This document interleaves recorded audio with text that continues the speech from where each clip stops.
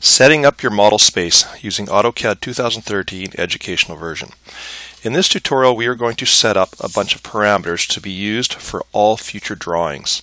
So to start off with, what we're going to do is come up to the application menu and come down to New, and from New go Drawing.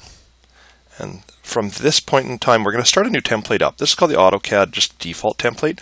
I'm just ensuring that it's the default setup right now, that no other settings have been changed.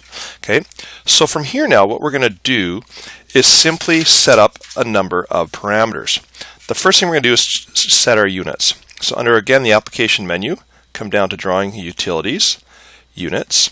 And in here, we're going to make sure that the type of unit, you can see there's architectural decimal engineering. We're going to use decimal. For precision, we're going to go to 2 decimal places.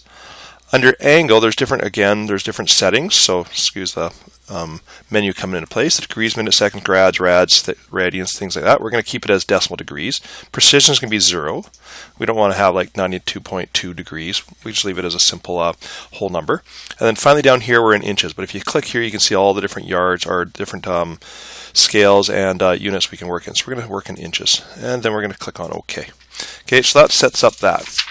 Next, what we're going to do is we're going to set up our basically our snaps and grids. So to do our snap and grid, down at the bottom here, I'm just going to right mouse click on either snap mode here, or if I hold my mouse over it, or grid mode. Right mouse click, go settings. And in settings, we are going to set all these different values.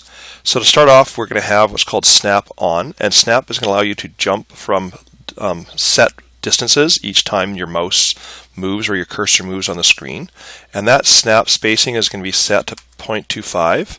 And when I come down here, you see it automatically clicks to the Y spacing of 0.25. That is because it's equal spacing. Under here, grid snap should be rectangular. I like personally having the grid on. We're going to click on here, 2D model space, display the grid as dots. Okay, we're going to have that. Our grid, you can see they've already defaulted it to 0.5. We're going to leave it at that. And the one I like to do is uncheck display grid beyond limits. And by doing that, and I'm just going to get out of this for a second, click OK, you can see now that I have only the space that I'll be able to draw in is showing. Okay, so I'm just going to get back into that there right now. Now I'm going to go over to polar tracking, and under polar tracking, we're going to make sure that it is turned off. Okay, and that's the only thing that we have to do in here. And under object snap, what this does is lets you actually pick points and it automatically goes to it. So in this object snap, we're going to have endpoint turned on, which is good, midpoint turned on, center point turned on, and the other one I like is intersection. Okay, different ones of these will be useful at different times. You can always come back and set them later. And then we click on OK. And at this point in time, I'm going to stop until the next tutorial.